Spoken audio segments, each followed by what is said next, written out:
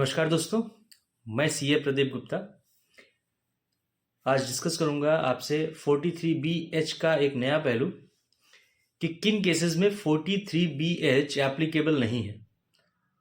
यानी कि अगर आपने कुछ पेमेंट्स एक्सपेंसेस या परचेज की 15 डेज या 45 डेज के बियॉन्ड भी करी तो भी आपके एक्सपेंसेस डिसअलाउ नहीं होंगे। तो आइए जानते हैं वो 5 केस जहां पे 43BH एप्लीकेबल नहीं है। नंबर 1 है पेमेंट टू मीडियम इंटरप्राइजेस। यानी कि अगर आपने माइक्रो और स्मॉल इंटरप्राइजेस से परचेजेस करी हैं तो 43BH आप पे एप्लीकेबल होगा। लेकिन अगर मीडियम से आपने खरीदा, जो मीडियम इंटरप्राइजेस हैं, तो आप पर ये सेक्शन एप्लीकेबल नहीं होगा। नेक्स्ट है ओपनिंग बैलेंस एज ऑन 1 अप्रैल 2023।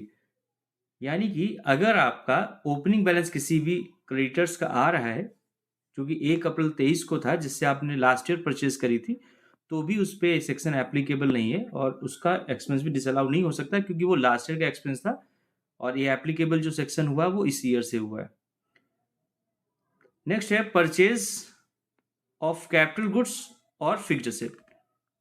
यानी कि अगर आपने कोई कैपिटल गुड्स खरीदी है या फिक्स्ड एसेट खरीदा, उस पर भी एप्लीकेबल नहीं है क्योंकि वो एक्सपेंस नहीं होता है और 43BH एक्सपेंस की बात करता है। नेक्स्ट है आपका payments made to unregistered MSME. अगर सामने वाला सप्लायर एमएसएमई एक्ट में रजिस्टर्ड नहीं है तो भी ये सेक्शन एप्लीकेबल नहीं होगा।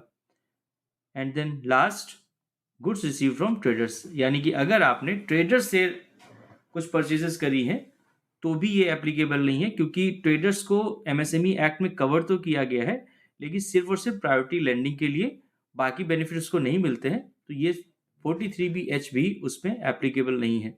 यानी कि सिर्फ और सिर्फ आप मैन्युफैक्चरर से या सर्विस प्रोवाइडर से अगर कुछ एक्सपेंसेस हैं जिनको पेमेंट करना है तो ही ये सेक्शन एप्लीकेबल होगा। Thank you. वीडियो में अंत तक बने रहने के लिए धन्यवाद। आशा करता हूँ कि ये वीडियो आपको अच्छी लगी होगी और ऐसी और भी वीडियोस आपके लिए लाता रहूँगा।